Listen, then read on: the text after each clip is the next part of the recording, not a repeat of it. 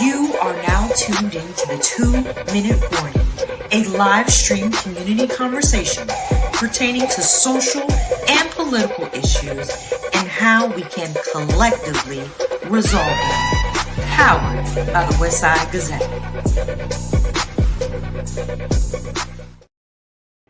Good evening and welcome to the 2-Minute Warning. You see, I'm solo tonight, so we're going to make it work. Before we get started, I want to do this.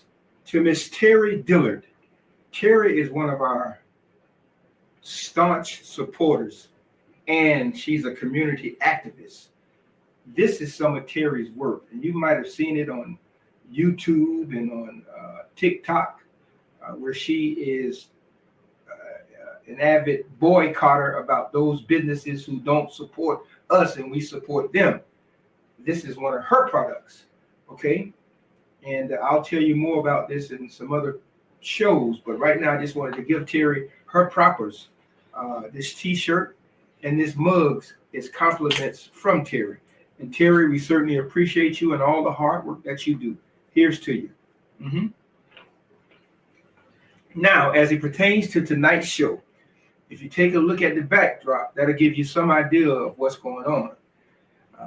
Coming up would be one of the most impactful weeks in the history of the Orange Blossom Classic.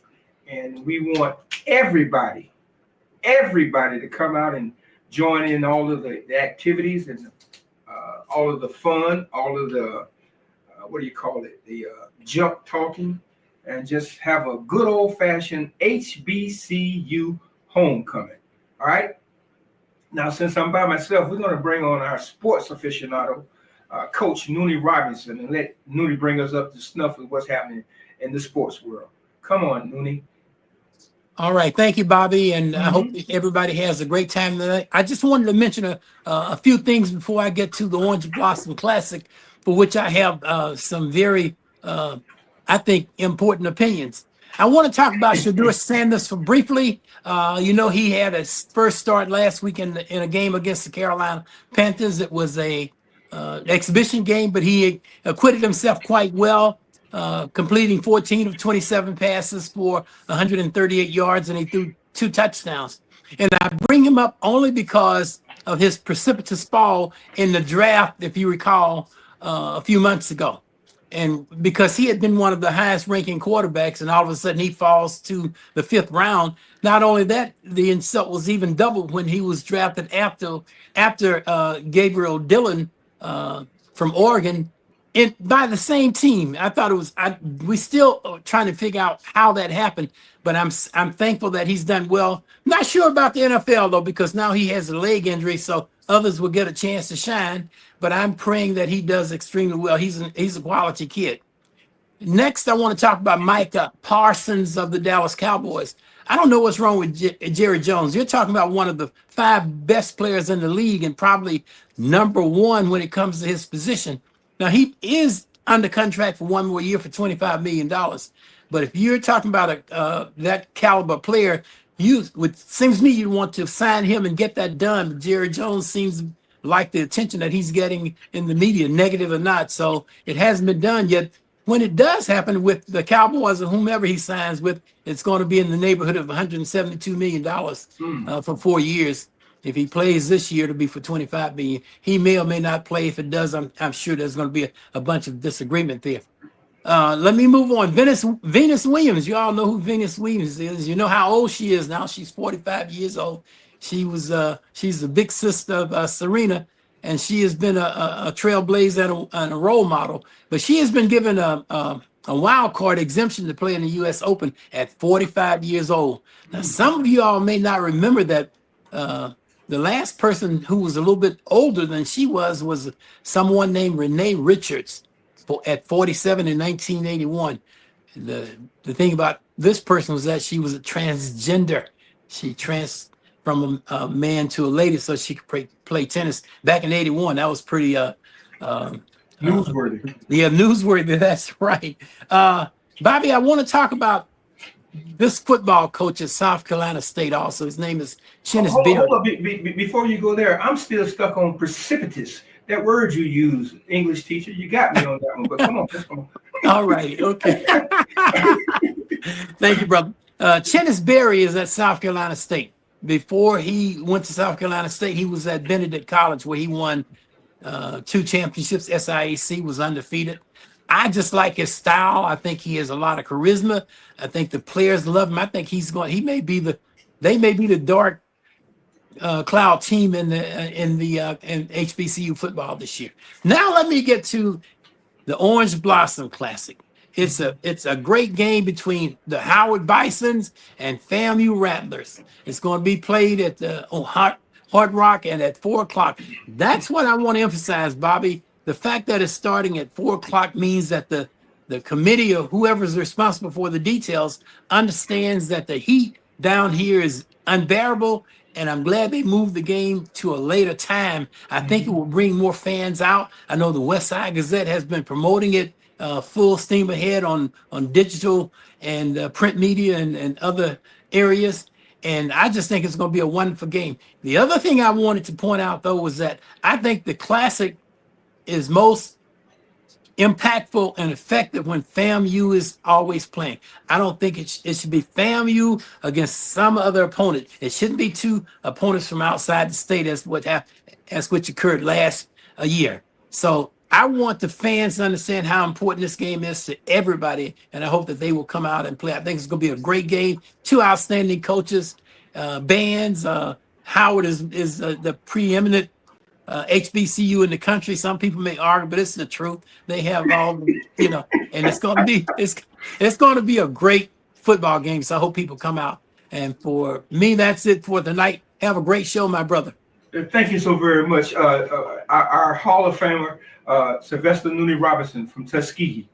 Congratulations again, Nooney. And you do know sports, but I think you made a mistake on that last issue. But I won't be biased. I'll stay the course. I'll walk down the middle of the lane. And I'm sure I'll get some grief even from my own Tigers. Okay, and you mentioned a couple of things. And the person who is proficient about addressing those things is one of our guests here tonight, and she has done an outstanding job since she's been in the helm of the director of the OBC. So Nooney, some of those questions that you asked, she can answer. Without any further ado, let's bring on. Well, let me go back. Built on history and fueled by pride isn't just a title; it's a movement. Today, we are celebrating the legacy, the culture, and the undeniable impact of 2 powerhouse universities, or 2 powerhouse HBCUs, Howard University and Florida A&M University. These schools have produced leaders, change makers, and trailblazers who have shaped history and are fueling the future. We have an all-star lineup, so let's bring on our first player. And she's the commander in charge, Miss Kendra Bulluck-Major, the dynamic director of the Orange Blossom Classic, keeping one of the greatest HBCU's traditions alive. Welcome, Kendra, and how are you? I'm doing great. How are you? I have no justifiable complaints. glad to be here. So what's happening? Brother Robinson gave you some kudos at the beginning when he said the person who was in charge had enough whereabouts to have the game in the evening instead of the heat of the day, basically. You want to say something to that? Yes. So, we have a wonderful partnership with ESPN as our official broadcast partner. And there are so many things that go into, deciding when to play, what time to play. It's always trying to find that right balance between allowing our student athletes to have the greatest exposure, and of course, making sure that our fan base is comfortable and understanding, what that means, and understanding how Hard Rock Stadium is designed, right? So if you're familiar with games at Hard Rock Stadium, they don't make it comfortable for the visitors at all. It's strategically designed that way. So, with this game previously every year being on a Sunday, ESPN typically chooses our time slot. And that is because, we want to make sure that we have the best exposure. So whether we're on ESPN1, ESPN2, and then of course also knowing the other games that are scheduled. So in the past we have had 3 p.m. games.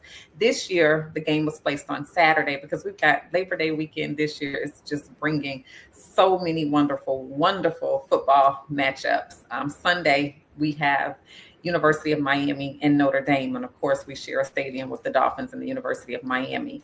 And so with that game being on Sunday, we had an opportunity to put the game on Saturday. And we did request the latest time slot, which for us was 4 p.m. And what that also meant was that we would have to shift our channel. So this year we're on ESPNU, which is still really good exposure. But we did ask for the latest possible time slot, knowing that, we're always trying to find that right balance between satisfying our fan base and, as I said, getting the game, getting our kids, our student athletes, the best exposure. Now we could have a 7 p.m. game, we could have a 10 p.m. game if we went streaming to ESPN Plus. Okay, but knowing that we want our student athletes, our brands to be broadcast on linear television, we take the time slots that are available based on what's going on with the other inventory with whatever games are being played that weekend. Well, so that's that's good. That's a segue into another question that I have for you, Kendra. Walk us through what it takes to pull off the OBC. It's a lot of work. People always ask, is this something that goes on year round? And I'm like, yeah, once we leave the stadium, we rest for a couple of weeks and then we're right back at it. So it is a year round process. You're always needing to identify partners. You're having to have conversations with all of our various visitors bureaus and municipalities, our county government, various people who are involved in assisting with funding. We're working to put together events that are going to be exciting. It's a lot that goes into it, and trying to, make it an event that, as our theme this year, built on history, fueled by pride, we're one of a few events where, because this game originally took place from 1933 to 1978, there's often pressure in making sure that we always pay tribute to that original game. So when you think about the parades, and as you mentioned, Mr. Robinson, we FAMU was always a part of the Orange Blossom Classic. So there's always a lot of pressure to make sure that you're paying, tribute to the original classic, and then at the same time putting together a product that our current generation can enjoy. So our fans range from 80 to 8. So we have to find something for everyone in between. Okay. Yeah. Okay. Now again, since this event, it impacts the community. The OBC is more than football. It's a week-long celebration, right? What are some of your favorite off the field events? I love our luncheon. That our scholarship fundraiser luncheon is that fundraising opportunity for us to raise funds for our scholarship program. So I really, of course, love that. Number one, because of the mission. Number two, the luncheon. It's probably the one time I get to sit down for 2 hours during the weekend. But it gives us an opportunity to network. So many people attend our luncheon. That's one of the places I would say, if you owe anybody money, don't come to the luncheon, because you're probably going to run into them. That they're there. They come out. And it's great from a networking standpoint. Believe it or not, my other favorite part of the weekend is the pregame, just before the game kicks off. So I have a moment personally where I've always told my team, once we get to the game, once we know that the teams are on the field, once we know that the referees are on the field, that's 3 hours where everything that happens is beyond our control. That's up to the coaches, the players, and everybody else. But my moment is usually, I really take pride in how we produce our pregame show. So, I'm really selective in who sings the Black national anthem. I'm selective in who sings the national anthem. I'm selective in, making sure that we have the flag and the community people who, stand out on the field to hold the flag. So that pregame show for me is the precursor to the big thing that we've all been waiting for all week. So I just kind of stand under the tunnel, watch the pregame show, and I exhale, and I'm like, okay, I'm done until it's time to have the trophy presentation. Mm-hmm. Ms. Bulluck, I remember when Jackson State was here. It was extremely hot, water shortage, and all kind of other things were happening, and there was a community activity that actually collected water to send to Jackson. Is anything along those lines happening? Any what do I call it? Cause community events. So yes, and you're right. That water distribution, believe it or not, was very impromptu. Just a couple of days before Jackson State was scheduled to arrive, they had not been on campus. They were staying in a hotel because they did not have water in their dorms. And Dion, in our pregame press conference, mentioned that. And so from that, we started getting calls from the community saying, hey, what can we do? And we pulled up to Betty T. Ferguson Community Center in Miami Gardens. We told people, hey, if you bring a case of water, we'll give you a pair of tickets. And people just started coming out in droves to the point where we had to get UPS involved. They filled up a trailer of, because then we had to get the water back to Jackson. So they could, it was so much water, they couldn't take it back on the team's equipment truck. So, that was just a true testament, number one, to how our community responds, when people are in crisis, whether they're local or not. So that was a beautiful moment. But every year we do have community events. That's another thing that's really important. The Orange Blossom Classic, one of our taglines is One Big Community, OBC. And so each year we partner with Career Source South Florida. Thank you, Mr. Rick Beasley. We partner with them to put on a career fair. And we usually have about 40 employers that come out, and then some of our corporate partners as well. They bring their human resources teams down, and they're right there to not only, give people information about available jobs, but they actually will conduct interviews. And we have had individuals who have been hired on the spot. Also, we have our Careers in Sports and Entertainment Symposium. So for individuals who may be interested in careers off the field, that's an opportunity to come and hear from other professionals who are in the industry. And there's an opportunity for them to learn more about how to break into that space. And those events are free to the community. And then prior to the game, I host a women's conference called the Elevation Experience. And that conference is geared towards specifically women who are in entrepreneurship, women who, want to, again, be in the sports and entertainment industry. We have vendors who come out to showcase their products and small business showcases. You can get all kind of information from how to incorporate your business to how to brand your business, all the way down to dressing for success. So those are my ways of, making sure that we give back to our women, we give back to young people, and we give back to individuals who, from an economic standpoint, who may be looking to improve themselves through career changes. So that's where we get our One Big Community tagline from. And that's great. The Orange Blossom Classic is more than just a game. It's an experience. So Kendra, what is the soul of the OBC? Oh, wow. It's hard to pinpoint just one thing, but it just HBCU culture, period. So the bands, the halftime show, we have a lot of nightlife. So our opening night party, the entertainment, we have a free fan fest before the game where on this year, Ball Greasy, that was for the ladies, Ball Greasy will be performing live. And then, like I said, Ball Greasy. Yeah. Okay.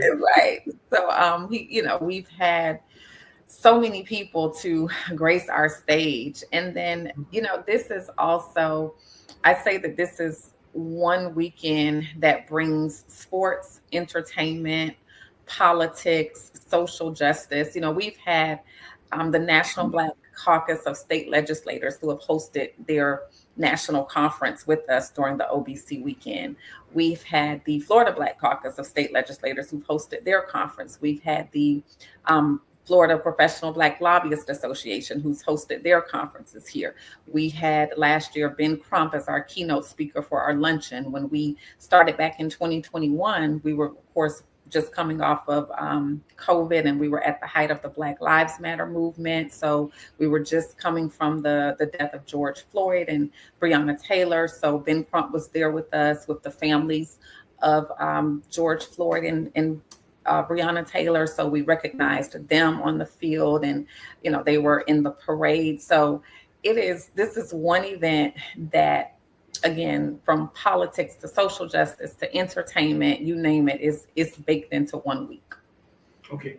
And now, for those our viewers, if you, and I know a lot of media has all the information that you need to purchase tickets, the activities, but if you, Ms. Bulluck, if you would, could you put a number that, in case they're missing it in the media, that they can call, or perhaps have the information? Sure. So they could call our Put it in office. the chat box. Mm-hmm. Oh, okay. They can call our office at 305-779-8560. And then they can also visit our website at orangeblossomclassic.com. Mm-hmm. There was one of the questions the viewer had is, will there be a parade this year? So no, there will not be a parade this year, with the game again being on Saturday. You know, typically we would have our parade on Saturday morning. So we weren't able to do the parade this year, but as soon as the game comes back on Sunday, we will be having the parade. Okay. Let me ask you this. Mm-hmm. If you could pick your dream matchup for the OBC, who would it be? Oh, you know, I think probably I'm going to say FAMU and Southern. They always put on a really good show, but I am super excited about this matchup. It is really like right there between the one we have this year and probably, so I would have to go with two. I think we knocked it out the park this year with FAMU and Howard, especially considering that the very first OBC in 1933 was FAMU and Howard, which is where our Built on History theme comes from. But if I had to, you know, I would have to go with two. I'd have to say my next one would be FAMU and Southern. Okay, very good. I want you to complete this sentence. The Orange Blossom Classic is like... The Orange Blossom Classic is like that weekend where there's something for everyone. Like I said, from 80 to 8, you're going to have a great time. Okay. Now, is there something particular that you want to drive this audience to? Get your tickets. Everyone who purchases a ticket, you are helping to raise money for scholarships, and you're helping to help our student athletes have a great experience while they're here in South Florida. So get your tickets, visit orangeblossomclassic.com, and come out and be prepared to have a good time. Okay. Now, as we wind down, we got two more guests gonna come on. So as we wind down, what's the most unexpected challenge that you had to face in your position? I would say last year, dealing with the absence of FAMU. Yeah, that was the first time in the history of the game where FAMU was not a part of the Orange Blossom Classic. And so that was, it was definitely different. It was different. Okay. All right.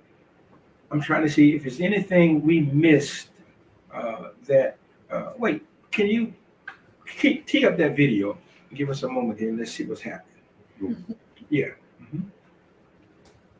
Orange Blossom Classic, Howard vs. FAMU, Saturday, August 30th at 4 p.m. in Miami Gardens. Get your tickets and book your hotel now at orangeblossomclassic.com.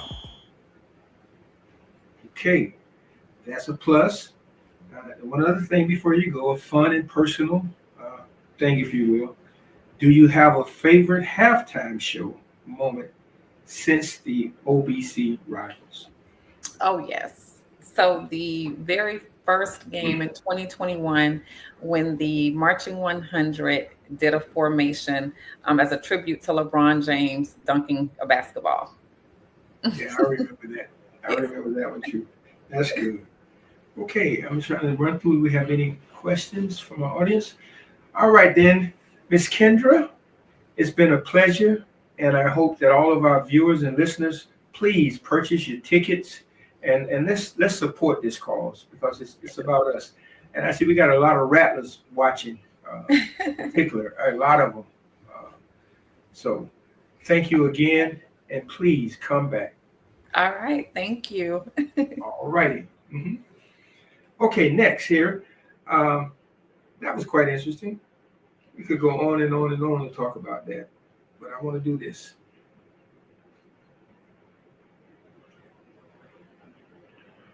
Okay, excuse me. Our next two guests are Naomi Piden, president of the Howard University Alumni Club of South Florida, and she's carrying the Bison spirit with her in style. We bring on Miss Naomi, and joining Naomi will be Miss Kelly Marshall, president of the Florida A&M University National Alumni Association, Dade County chapter, repping Rattler Pride with a bite. Good evening, ladies. Good evening. Good evening. All right. So y'all just heard from the director of the OBC. You got anything you want to add to it?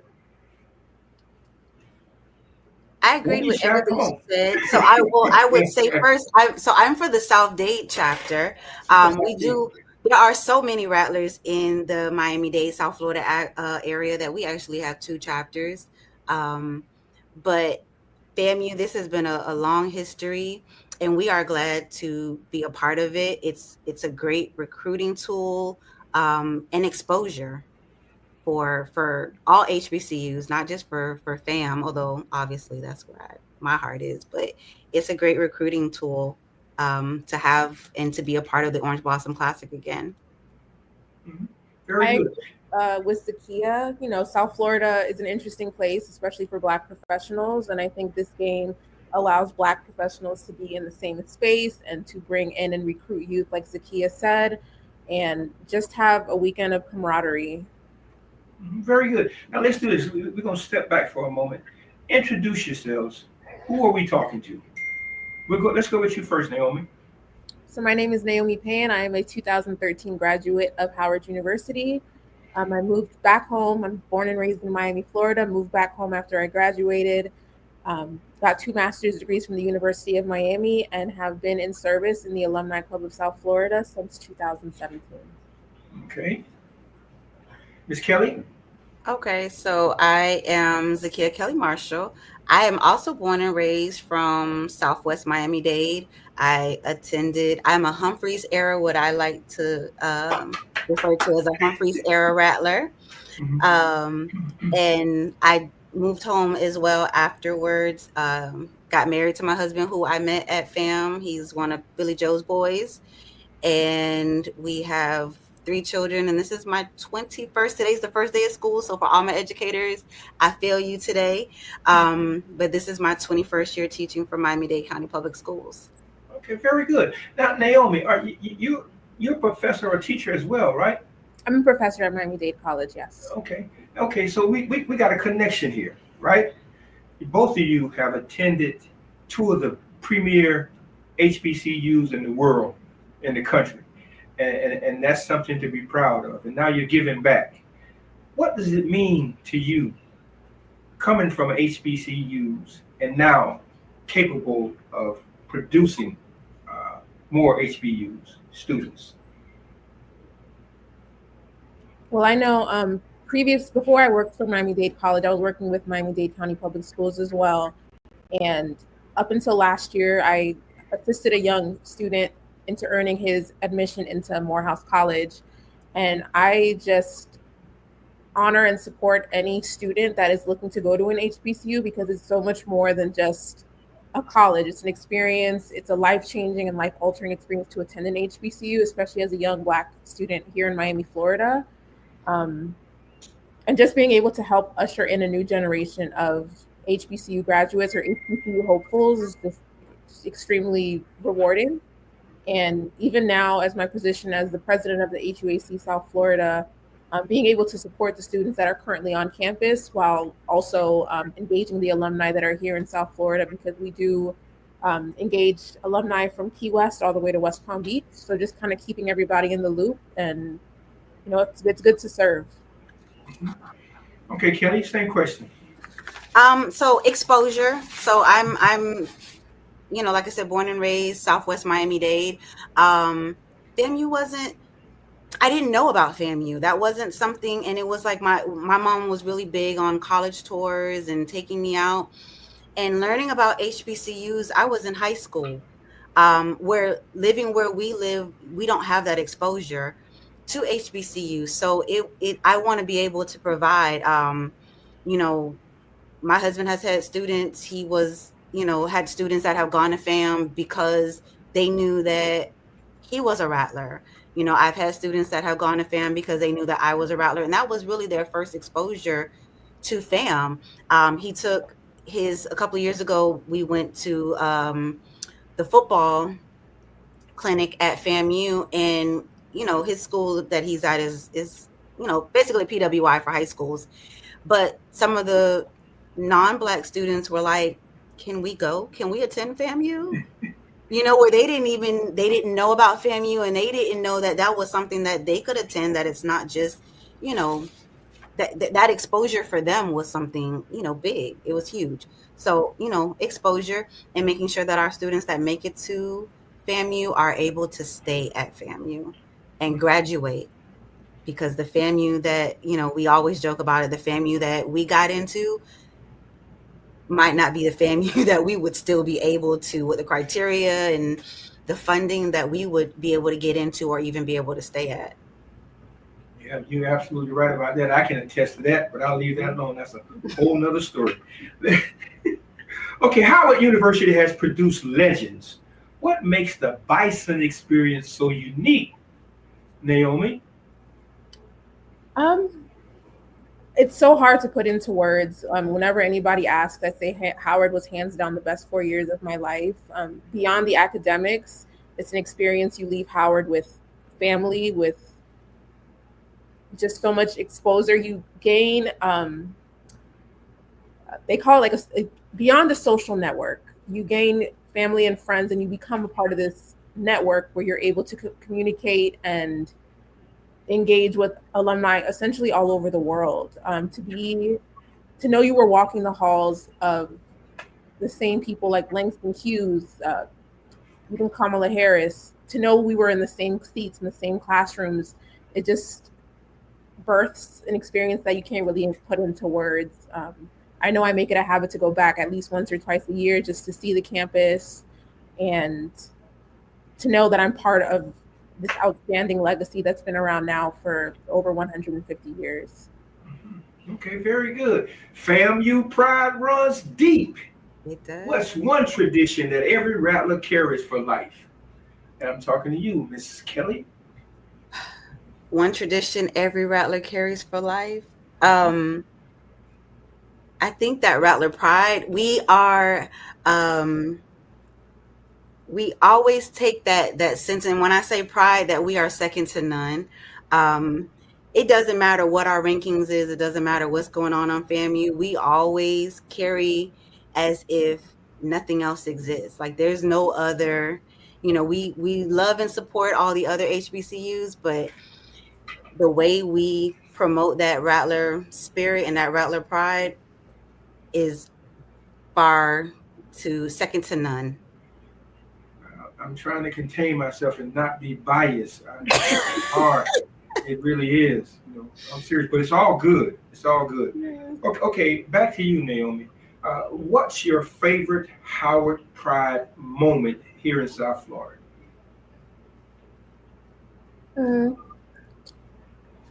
As of late, I would say our position at the South Florida HBCU picnic. Not only does it allow us to find alumni that are in the area that haven't been connected to our club, but it allows us to also send the freshmen off with tokens of like gratitude, appreciation, and good luck. And it allows us to get together as a family. Our network has grown exponentially because of the HBCU picnic, and it allows us to support a local South Florida nonprofit organization, as well as give back to our students. That's good. I do have a personal objection to that term, and when it was first initiated, I think some students from Florida Memorial were the ones who began that HBCU outing, and I said to them at the time here in South Florida that maybe we should find another term to use beside the term picnic, because of the historical ramifications that came with that. So that's the only thing. I appreciate the gathering, all the camaraderie and the brotherhood and sisterhood. All that's great. It's a good time. That's good. But maybe we should really think about changing that name. And I want to bring on one of our viewers, T. Willis. And T. Willis says, and this is probably typical of a lot of HBCUs, Howard may not win the game, but we never lose a party. Where is the official Howard University welcome party? Did you know, Naomi? Yes, we are actually having our OVC welcome party at the Easton in Fort Lauderdale on Friday night. It's called the Rooftop Rumble. We'll have a FAMU DJ as well as a Howard DJ from the early 2010s, battling it out on the rooftop from 9 p.m. to 3 a.m. Okay, very good. Now let's get to you, Kelly. How do FAMU alumni keep that orange and green energy alive in Miami? Well, we've got quite a few things going on. So starting Thursday night, we are having something at Toro at La Meridian in Davie. That will be a great opportunity to come out, support that rock your orange and green. They are also having a recruiting fair for students. The university is coming out and doing their part to recruit students and have a college fair. The Florida region, so out of our national, so we're a nonprofit. Our National Alumni Association is nonprofit from everywhere that you can think of that there you could find a rattler. That's where we have a membership. But our largest region is the Florida region, obviously for obvious reasons. And so the Florida region, along with the Miami-Dade chapter, is having a tailgate party right before the game starts. And, we're trying to keep everybody motivated and interested. Also, the university is partnering with the tailgate to kind of have like a meet and greet and allowing students that are attending the game to be able to come out and meet alumni kind of at the pregame. So we've got a lot of great opportunities to stay engaged and invested on that weekend. All right, very good. So we got some activities going on. Let's do this. All right. If the Rattlers and the Bisons had a friendly talent show, what would Howard bring to win, Naomi? What wouldn't Howard bring to win? I mean, you can't even turn the TV on and not see a Howard Bison. I'm just saying. Singing, dancing, acting, politics, whatever you want. Zakiya, you believe that? In my house, we're a house divided. A lot of my family went to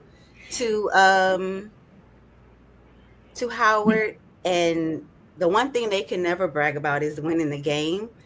So we keep that energy. I think the running record right now is 30-11. So they're bringing everything except the football players. That's good. I like. Okay, if Howard brought their best marching band move, what would the Rattlers do to counter? What would they do to counter that move with? I am coming back at you again. In terms of, you know what? I love everything. I'm biased. The band is one of my favorite. I've never seen. I think what FAMU does better than any other band is actually play their instrument and move their feet at the same time. So you saying other people can't march and chew bubblegum? I'm gonna leave that alone.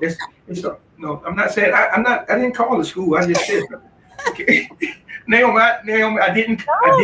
You You I guys didn't. got it. I mean, I'm not this. I love my Showtime band, but Yeah. you know, I grew up watching the Marching 100, so I know the influence. Look, you in South Florida, you can't go 2 blocks without seeing a Rattler tag. So I know about the Marching 100. I'll give y'all the 2 snaps for that. Okay, right back at you, Naomi. Who's one of Howard's alum everyone should know about, but probably doesn't? Ooh, that's a good one. Mhm.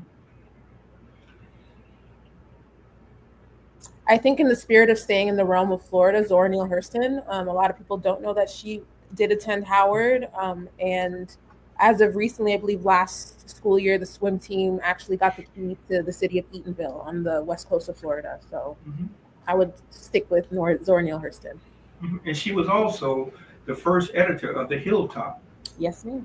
Yep. Who? I beg your pardon? So I'm sorry, sir. Yes. Yes, it was. It's all good. Okay, here we go. Kelly, what's your favorite FAMU homecoming or OBC memory?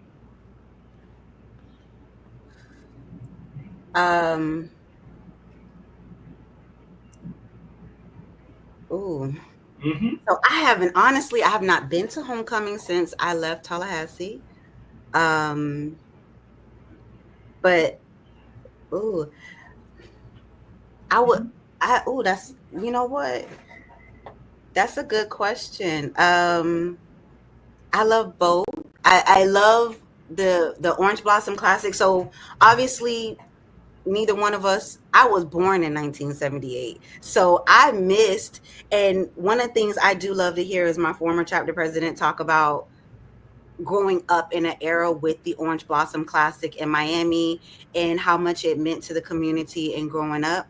And I do love the vibe that they have kind of brought back recently with the parades.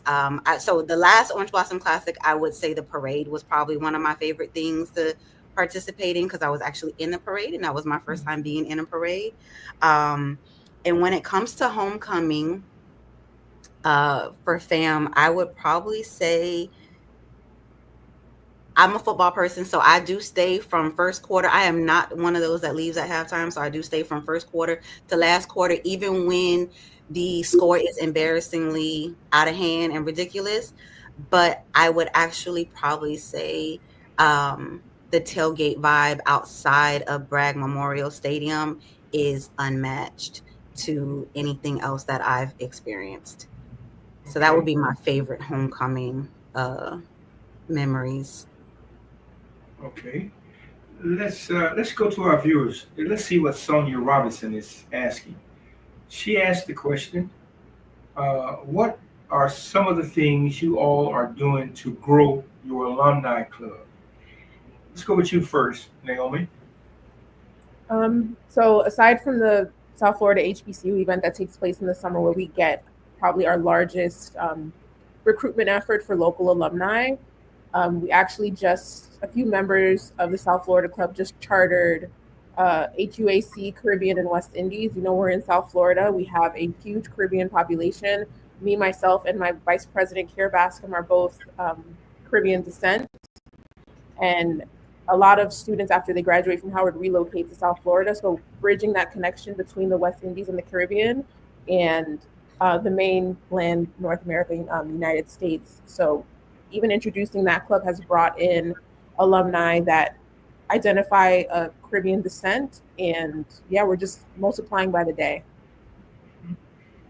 Kelly? So like I mentioned before, so I'm part of the South Dade chapter. It's not as dense. It is truly a challenge being from Southwest Miami-Dade. It is not as dense of a population of Rattlers. So while in the northern part of Miami-Dade, South Broward, you would probably find a Rattler tag,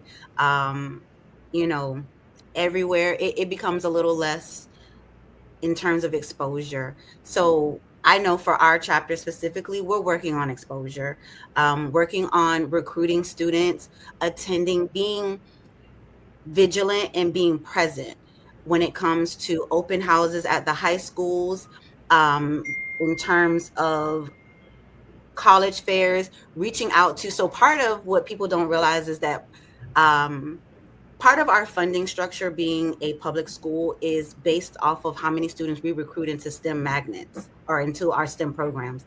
So part of what our chapter specifically has been trying to work with is some of the high schools and their magnet programs in recruiting students.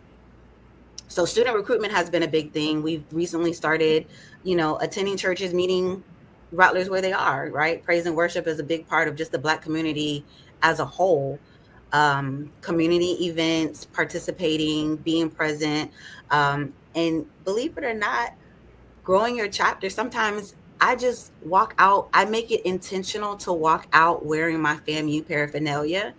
And you'd be amazed at how many people I meet that say they're a Rattler, their children are Rattlers, they know Rattlers. And that just came from just wearing a FAMU shirt. Okay. There was both Howard and FAMU have two outstanding journalism departments. As a matter of fact, Howard is the home that houses all of the Black-owned newspapers, companies at Howard.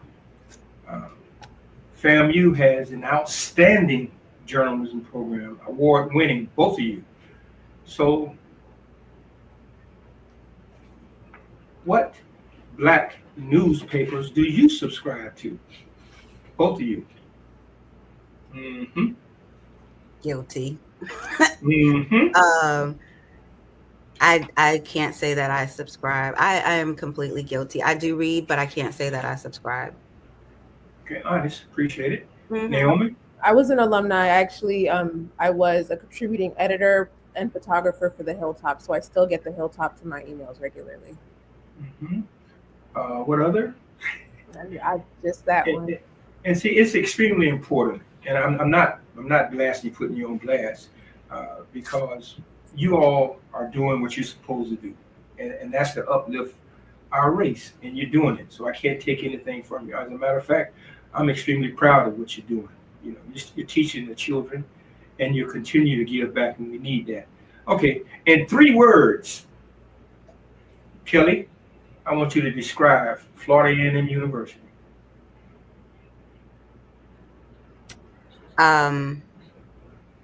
Impactful, leaders, and noteworthy. Okay. Naomi, the ball is in your park. I will say monumental, trailblazing, and illustrious. Okay. Let's keep this thing going between both of you. The OBC celebrates more than football. What cultural traditions from Howard and FAMU shine brightest during Classic Weekend? Naomi? So this is all essential. I don't want to say brand new to Howard, of course, as Kendra mentioned, but we were the first. The matchup was FAMU Howard in the first Orange Blossom Classic. So even at the press conference that took place about a month and a half ago, it's just a matter of camaraderie. I know Howard is excited to come down here in South Florida, and we're excited to host them. And I guess what makes it a little bit more exciting for us is all 4 coaches are also Florida born and bred. So yeah, we're just extremely excited to be down here and to be able to witness history again. Okay. Kelly? Tell me one more time. You would ask me that one. Should I move to another question? Okay. Okay. The OBC celebrates more than football. What cultural traditions from Howard and FAMU shine brightest during Classic Weekend? It kills that whole stereotype that we're not educated and that we can't do things in a peaceful, and we can't have that camaraderie in a positive way. And I think it showcases that we are educated, that we are in having it. Howard ranks as one of the number one HBCUs, and FAMU ranks as the number one public HBCU.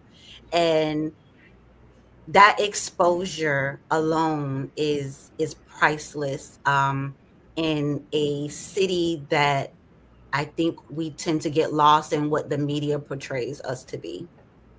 Very good. I want to go back to the viewers, and I would, the last one, is that D Nice Travels? Denise. Okay. And the question that is asked, which is a very good question. I don't know if either one of us can answer this right now. Hello from Australia. RHU alum here from Fort Lauderdale. Please advise, what channel can I watch the game? We have to, anybody know? It's going to be on ESPN. ESPNU. ESPN, you got it. Yes. Okay. The relevancy of HBCUs, how important, how needed are HBCUs? Naomi, you first. Yeah, I think the importance of HBCUs is not really quantifiable. I think, and I know Zakia will say the same, there's an experience you get on an HBCU campus that you cannot compare to any other experience. Even talking with peers now who didn't attend an HBCU, like, oh, but you know, what is the big deal about going to a school that's predominantly Black? And I know for me, it was the first time that I really felt like I was in community and I didn't have to mask any pieces of myself. And it allowed me to get the foundation to have better discernment and more determination. And I think even despite being a 2-time UM alum, Howard is my foundation, and I take Howard with me wherever I go. Okay, so attending an HBCU, and I agree with everything. It's going someplace where you are celebrated and not just tolerated. You don't feel like you're in someone else's space. You don't feel that you are you're authentically you. Like you are allowed to be yourself. And we come in all different, fashions. You don't feel like you have to fit in to a setting, or that you're choosing a side. Right, no matter what it is that you're into or whatever, there's still people there, but it's just a space where you don't feel like you're choosing. You can be authentically you. Very good.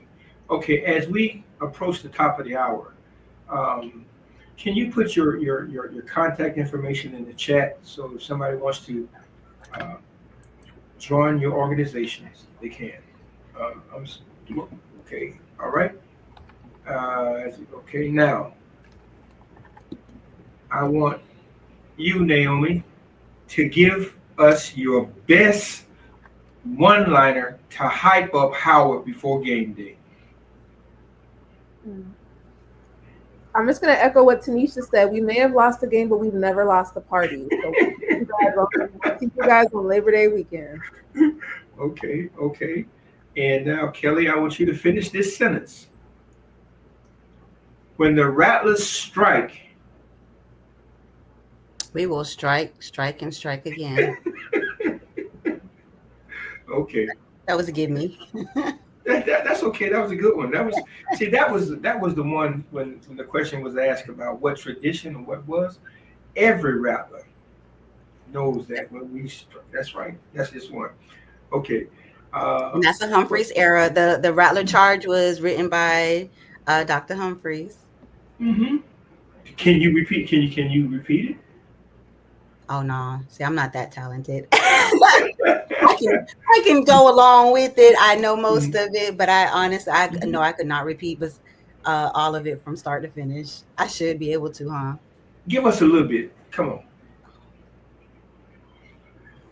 Yeah, no, I'm not that good. Okay. All right, ladies. All right, we're about to end the show. Is there anything that you want to say to encourage folk to come out to the game and to support the causes surrounding the game, and to encourage young folk to seek that higher education? We'll go with you first, Naomi. I think, attend the game. Essentially, we've had current students reach out to us and ask them to help support them in coming down here to see the game. I actually am partnered with a high school where the principal is a FAMU alum, and I was speaking with him today about bringing some of our kids out to the game that weekend. Just like Zakia had mentioned, exposure. And yeah, I know the Bison are about to be in the Rattlers den, but we're ready for it. Okay, Zakia? I think, like I said, this is a great opportunity. Having the Orange Blossom Classic is like an economic powerhouse in South Florida. Like Howard is having events, and those are opportunities. FAMU Alumni Association is having events, and I know for us, everything that we do events that we host, our main goal is to raise money for our students and to be able to get our students to FAMU and to keep them there. And I'm sure that most alumni associations are coming with the same intent. So this is a great opportunity to build membership for our alumni associations and to bring in new students, to bring that exposure. Okay, and here we go. If you want to find out where the activities are, you can check our website, our newsletter, Instagram, Facebook. So too is the OBC. Lord, Jessica, I'm about to mispronounce your media. But just go online to 8 Orange Blossom Classic, and you'll find all the details you want. I do apologize for that. And as we prepare to end our show, we've heard it loud and clear. Howard pride, FAMU spirit, and OBC tradition are alive, well, and unstoppable. The Orange Blossom Classic isn't just about scoreboard. It's about history, culture, and community. Whether you're cheering for the Bisons or the Rattlers, remember this: HBCU pride is forever, and history is still being written. Until next time, stay built on history, stay fueled by pride, and we'll see you at the game. All right? Good night. God bless, and thank you so very much. Rattlers. Thanks up, everybody.